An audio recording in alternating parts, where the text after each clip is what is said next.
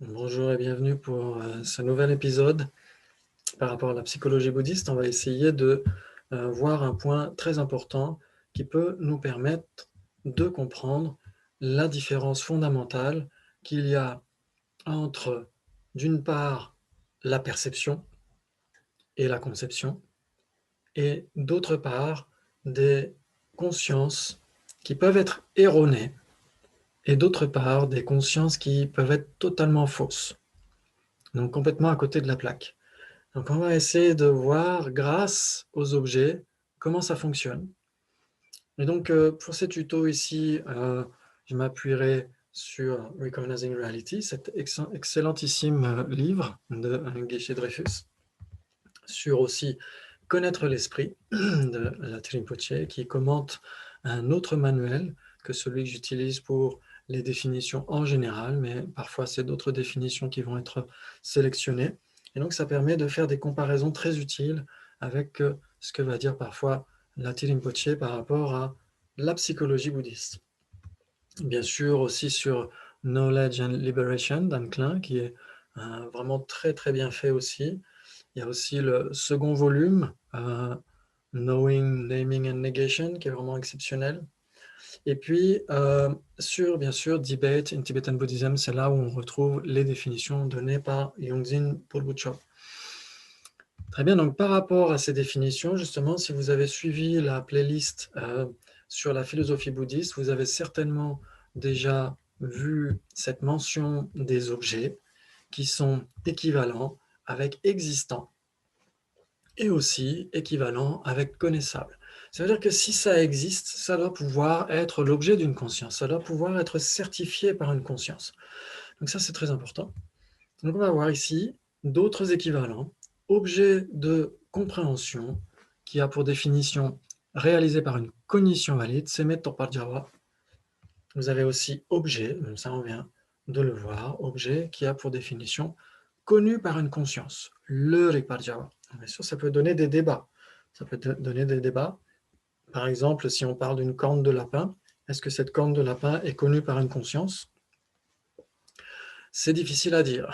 Si on dit que c'est connu par une conscience, ce sera un objet, et donc ça va être un existant. Donc dans ce cas-là, il faut pouvoir réfuter qu'une corne de lapin soit connue par une conscience.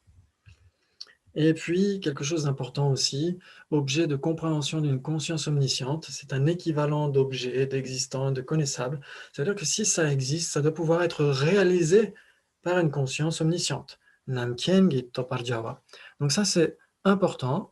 Ça montre que du point de vue des Sautrantika qui suivent le raisonnement, puisque c'est notre point de vue ici, on accepte déjà l'omniscience des Bouddhas. Alors que l'école précédente, l'école Vaibhashika, n'accepte que la toute connaissance. Mais on en reparlera, on y reviendra. Pour l'instant, on ne va pas entrer dans les détails. Simplement pour dire que si c'est un existant, ce n'est pas nécessairement connu par notre conscience à nous, mais ça doit nécessairement être connu et réalisé par une conscience, quelle qu'elle soit, et bien sûr, la plus valide qui soit, c'est la conscience omnisciente. Bien sûr, il faut pouvoir déterminer si une conscience omnisciente est possible, sur la base de quoi? Sur la base de la perception directe de ce qu'est l'esprit, de la nature de l'esprit, etc., etc. Mais là, ça ne va pas être notre sujet principal. Donc on va voir que par rapport à la psychologie bouddhiste et à l'épistémologie bouddhiste, on a deux univers très distincts. Celui de la conception et celui de la perception. Donc, on va voir que la perception fonctionne comme si nous regardions le monde à travers une fenêtre, à travers une vitre. Donc, ça semble être beaucoup plus direct que regarder les choses à travers un miroir pour la conception. Donc, on va y revenir. On va essayer de voir quelle est la différence fondamentale entre ces deux. On va voir que la perception est directe jusqu'à un certain point, dans le sens où il y a quand même la fenêtre entre le monde et notre conscience. Et la fenêtre ici va symboliser l'aspect qui se manifeste à notre conscience. Donc ça, on y reviendra. Donc pour l'instant, on va essayer de voir que entre la conception et la perception, la différence est immense. Ça veut dire que pour la conception, c'est comme si on regardait les objets à travers un miroir. On les appréhende grâce au reflet dans le miroir. Alors que pour la perception, il n'y a pas de miroir, on appréhende les objets plus directement, sans le ricochet du reflet conceptuel. Donc, pour ces deux types de cognition, perception directe et conscience conceptuelle, il y a au moins ces deux objets, objet apparent et objet d'engagement. Donc, on va voir ce que ça veut dire. On va voir ce que ça veut dire tranquillement. Donc ici, on a une définition donnée par Gewa Genjunju, l'un des premiers disciples de Lama Tsongkhapa au XVe siècle, qui était en fait un premier Dalai Lama. Donc il dit Che Den Hansam Gigone Ripar Jawa, ce phénomène qui est connu au moyen de sa simple apparence. Donc ça veut dire qu'il n'y a rien d'autre que la simple apparence. La simple apparence. Donc on va voir ce que ça veut dire. On prend ici une perception visuelle, symbolisée ici par cet œil, et ici une plume. On va dire que c'est une plume d'oiseau de paradis parce qu'elle est multicolore. Donc cette plume, on va dire que du point de vue scientifique, il y a la lumière qui se projette dessus. Certaines parties de la plume vont absorber certaines ondes, etc., certaines longueurs d'onde et vont rayonner d'autres longueurs d'onde, etc., ce qui donne le fait qu'elle a des couleurs. Très bien. Et donc, ce rayon lumineux vient se projeter sur la rétine, ça va être transformé en signaux électrochimiques jusqu'au cerveau, et bien sûr, du point de vue bouddhiste, ça ne s'arrête pas au cerveau, ça va jusqu'à la conscience. Donc ici, la conscience visuelle. Donc qu'est-ce que ça veut dire? Ça veut dire que vous avez tout un faisceau d'informations qui vient se projeter à la conscience visuelle. C'est comme ça que ça fonctionne. Mais ici, l'objet apparent, si on ne le circonscrit pas à la seule plume, à ce moment-là, l'objet apparent est très vaste. Il y a l'impermanence de la plume. La plume est un phénomène impermanent. Et l'impermanence de la plume, elle imprègne totalement l'entité conventionnelle de cette plume.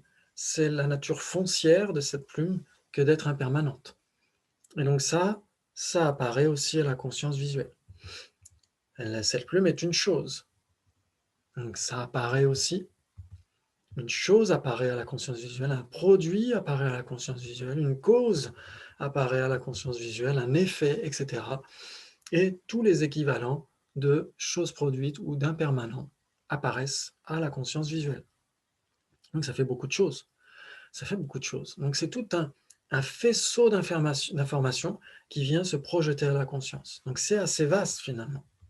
Par contre, l'objet d'engagement, c'est ce que comprend la conscience visuelle. Donc ça, essayez de garder bien ça à l'esprit, c'est que l'objet d'engagement, c'est l'objet principal, l'objet du mode d'appréhension, c'est équivalent. C'est ce que réalise ou ce que comprend la conscience visuelle. Et qu'est-ce que comprend la conscience visuelle? Uniquement la plume. Donc c'est son objet principal, c'est son objet du mode d'appréhension. Là, ne vous inquiétez pas pour les équivalents, on y reviendra. Pour l'instant, ce n'est pas très important. Ce qui compte, c'est de voir que l'objet apparent était beaucoup plus vaste et l'objet d'engagement, c'est uniquement la plume. Donc ici, c'est une définition donnée par Kedugje, l'un des autres disciples de Lama Tsongkhapa, qui dit cet objet qui existe de la façon dont il est explicitement déterminé par une cognition valide. Donc si vous lisez des traités de psychologie bouddhiste en anglais, vous verrez que souvent déterminé est choisi pour des consciences conceptuelles. Mais en fait, en tibétain et en français non plus, ça ne joue pas. Déterminé, ce n'est pas nécessairement conceptuel. Bien sûr, il y a des débats là-dessus. Mais du point de vue de la tradition Gelugpa en particulier, qu'une conscience détermine son objet ne veut pas dire que ce soit conceptuel. Donc ça, vous retrouvez plein de détails dans Recognizing Reality, en particulier par rapport à ce que explique Dharmottara, etc., un très grand maître de l'Inde. Ok. Donc on va donner une autre définition qu'avait donnée Kedugje aussi. Tseme Rudok Chebeyul. Donc c'est plus simple. L'objet déterminé au moyen de l'élimination de la surimposition par une cognition valide.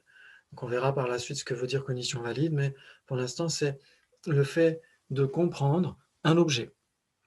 Par exemple, si vous voyez une silhouette de loin, vous tranchez la surimposition comme quoi ce ne serait pas un être humain. Vous reconnaissez un être humain de loin.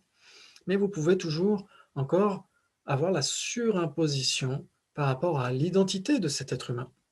Est-ce que c'est un homme? Est-ce que c'est une femme? Est-ce que c'est une personne que vous connaissez, etc. Cette personne se rapproche et là, vous reconnaissez cette personne, c'est un ami, etc. Et là, votre conscience visuelle tranche la surimposition par rapport à l'identité de cette personne. Donc, une surimposition, Jodok en tibétain, c'est quelque chose de superflu, quelque chose de rajouté par rapport à l'identité de la personne, c'est ne pas connaître l'identité de la personne, ne pas connaître tel objet, etc. etc. Par exemple, si on ne connaît pas l'alphabet grec, par exemple, on a une surimposition par rapport à l'alphabet grec qui nous empêche, d'un certain point de vue, de connaître cet alphabet. Si vous apprenez l'alphabet grec par cœur ou un autre alphabet, etc., vous tranchez les surimpositions par rapport à cet alphabet. C'est-à-dire que vous connaissez, vous certifiez, vous réalisez cet alphabet en éliminant toute surimposition par rapport à lui. Donc c'est ça en fait, l'objet d'engagement, c'est l'objet qui est compris. Donc ici c'est plus l'objet d'engagement d'une cognition valide bien sûr. Mais c'est pas grave, ce qui compte c'est de voir que c'est ce que comprend notre esprit. Alors que l'objet apparent, c'est ce qui apparaît à notre esprit. Donc c'est pas tout à fait la même chose, il y a une connotation différente. Donc très bien, si on garde cette plume avec la conscience visuelle, si on dit la plume qui est l'objet apparent, dans ce cas-là, qu'est-ce que ça veut dire? Ça veut dire qu'on sélectionne uniquement la plume et pas son impermanence, sa production, etc. Donc on met de côté ça. Parce que ça apparaît aussi à la conscience visuelle, sauf que la conscience visuelle n'a pas la capacité de réaliser l'impermanence subtile, de réaliser la production de la plume, etc. Donc ça apparaît, c'est l'objet apparent, mais ce n'est pas ce que réalise la conscience visuelle. Ce n'est pas son objet d'engagement. Par contre, la plume, oui. Si on dit la plume qui est l'objet apparent et la plume qui est l'objet d'engagement de cette perception directe, alors elles sont équivalentes. Donc on est obligé de sélectionner la plume elle-même. On ne peut pas dire l'objet apparent et l'objet d'engagement d'une perception directe sont équivalentes. Pourquoi? Parce que l'objet d'engagement, c'est la plume elle-même, c'est ce que comprend notre perception visuelle, mais l'objet apparent, c'est beaucoup plus vaste, c'est son impermanence subtile, sa production, etc. Donc c'est plus étendu. Par contre, si on dit la plume qui est l'objet apparent, dans ce cas-là, ça va. Dans ce cas-là, ça convient. L'objet apparent qui est la plume, donc la plume qui est l'objet apparent de la perception visuelle et la plume qui est l'objet d'engagement de la perception visuelle sont équivalentes, parce qu'on ne sélectionne que la plume. Très bien. Donc si on a compris ça, normalement, ça devrait être plus simple pour la conception. Donc, pour la conception, comme on l'a dit, on a besoin du miroir conceptuel. Ça veut dire que on va appréhender la plume au travers du reflet de la plume dans la conscience. Donc on pense à une plume. Très bien. Donc ici, vous avez la conception de la plume. Quel est l'objet apparent? L'objet apparent, ça va être le reflet conceptuel, le concept de plume. Ça, c'est ce qui se manifeste à notre esprit. On peut dire, du point de vue de la tradition Gelugpa, que la plume apparaît aussi à la conception. Elle est mixée ou mélangée avec le concept, avec la représentation mentale. Mais ce n'est pas parce que la plume apparaît à la conception qu'elle est l'objet apparent. L'objet apparent d'une conception, c'est le reflet, la représentation mentale. Donc ici, c'est le concept. On va revenir sur tous ces points puisque c'est très important. C'est très important de voir que dans la tradition Sautrantika qui suit le raisonnement, les objets apparents des conceptions sont permanents et les objets apparents des perceptions directes sont impermanents. Donc c'est pourquoi très important de faire cette distinction maintenant, de voir que l'objet apparent d'une conception, c'est un concept qui est temporairement permanent. C'est une représentation mentale, on peut l'appeler comme ça aussi. Et dans la tradition bouddhiste, on va l'appeler techniquement une généralité de sens. On y reviendra, ne vous inquiétez pas. Donc ici, c'est l'objet apparent de la conception par rapport à la plume. Quand on pense à une plume, qu'est-ce qui apparaît, qu'est-ce qui se reflète à notre conscience conceptuelle? C'est l'image de la plume, l'image conceptuelle. Mais l'objet d'engagement, c'est la plume elle-même. On est d'accord? Si on pense à cette plume et que cette plume existe, c'est bien un objet d'engagement, elle existe et on réalise cette plume, on comprend cette plume, on la comprend au travers du reflet. Mais c'est quand même ce qui est compris, c'est ce qui se présente devant le miroir conceptuel. Donc, quand vous regardez votre visage dans un miroir, vous savez très bien que ce qui se manifeste dans le miroir n'est pas votre visage, mais l'image ou le reflet de votre visage. Par contre, qu'est-ce que vous réalisez grâce à ce reflet? Votre visage. Donc là, ça fonctionne de la même façon.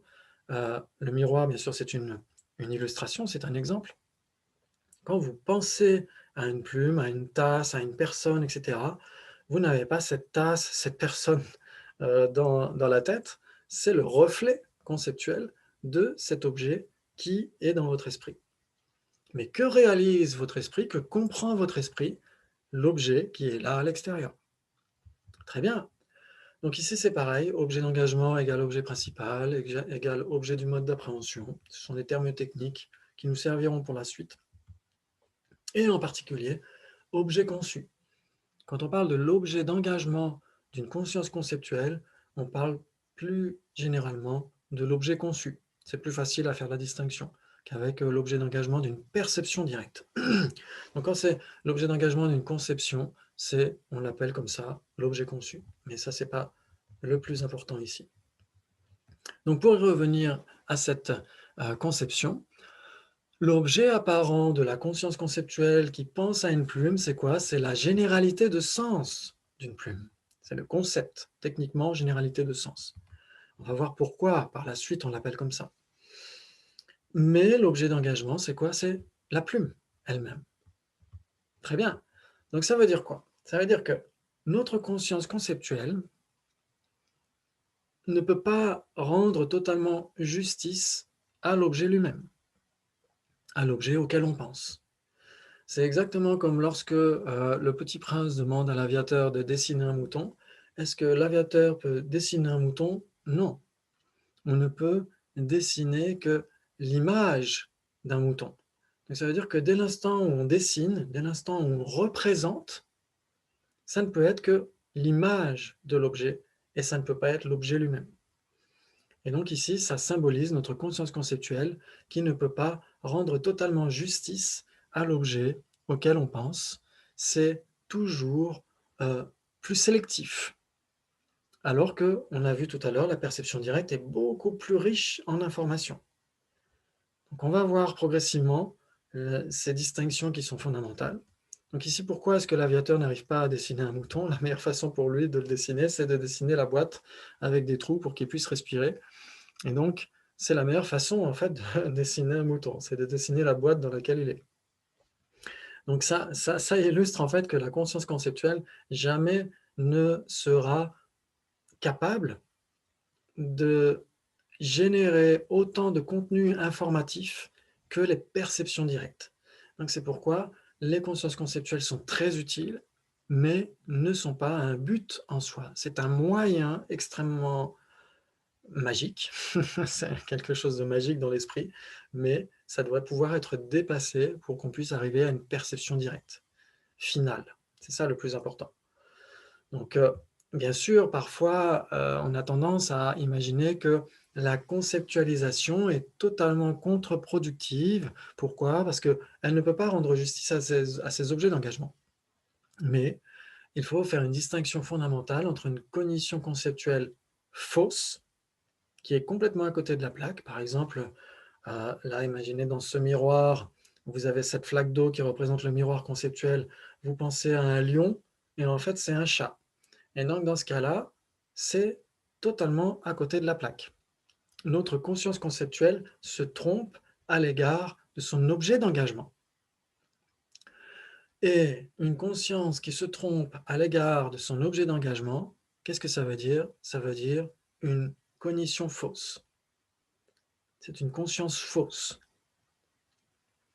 Donc c'est plus grave que de se tromper à l'égard de son objet apparent. Par exemple ici, vous avez un miroir qui reflète un chat. Bien sûr, le reflet lui-même ne sera jamais le chat. Comme on l'a dit, le dessin du mouton ne sera jamais le mouton. Donc ça veut dire que la conscience conceptuelle est nécessairement erronée. Elle se trompe à l'égard de son objet apparent, mais elle n'est pas nécessairement fausse. Elle peut déterminer correctement son objet d'engagement, ce qu'on comprend. Là, si vous pensez à un chat, que c'est bien un chat à ce moment-là, vous êtes en accord avec la réalité. Votre conscience conceptuelle est factuellement concordante. Elle est en accord avec la réalité, elle n'est pas fausse. Elle peut même être valide, certifiée, réaliser son objet. Comme dit le vénérable Geshe Gensen, qui a donné des enseignements sur ces questions-là au monastère Nalanda, Shewa, Nyeba, Tokpa en tibétain, donc comprendre, certifier et réaliser sont équivalents. Donc vous pouvez réaliser conceptuellement le chat, par exemple, et à ce moment-là, votre conscience conceptuelle est en accord avec la réalité. Mais, puisque vous êtes obligé de passer par un reflet du chat, qui n'est pas le chat lui-même, mais qui donne l'apparence d'être le chat lui-même, c'est une conscience erronée, une cognition erronée. Donc, n'importe quelle conscience conceptuelle se trompe à l'égard de son objet apparent, ce qui veut dire que n'importe quelle conscience conceptuelle est une conscience erronée, une cognition erronée. Mais toutes les consciences conceptuelles ne se trompent pas nécessairement à l'égard de leur objet d'engagement, loin de là. Donc toutes les consciences conceptuelles ne sont pas nécessairement des cognitions fausses.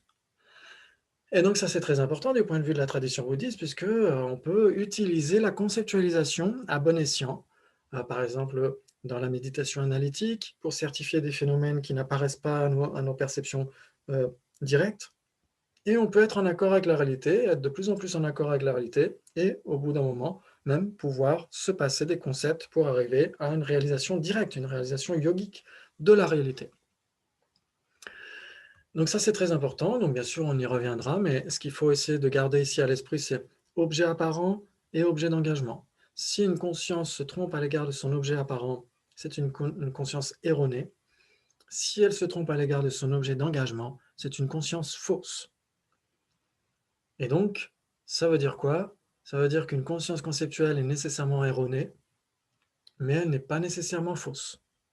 Par contre, si on parle d'une perception directe, si une perception directe se trompe à l'égard de son objet apparent, elle est nécessairement fausse. Si elle est erronée, elle est fausse en même temps. Elle est nécessairement les deux. Pourquoi? Parce qu'on a dit la plume qui est l'objet apparent et la plume qui est l'objet d'engagement pour la perception directe sont équivalentes. Si la conscience se trompe à l'égard de l'une, elle se trompe à l'égard de l'autre. Donc une perception, une cognition non conceptuelle, si on a une cognition non conceptuelle qui se trompe à l'égard de son objet apparent, elle est nécessairement en train de se tromper à l'égard de son objet d'engagement. Et donc elle est nécessairement une cognition fausse. Voilà, j'espère que ça vous a aidé un petit peu, mais on y reviendra parce que ça mérite d'être creusé et on essaiera de comprendre justement la prochaine fois ce qu'est une perception directe, puisque maintenant on a compris ce que voulait dire une cognition erronée. On verra que les perceptions directes, dans leur définition, c'est justement la négation de cet aspect erroné. Donc on y reviendra tranquillement. Merci beaucoup et à très bientôt.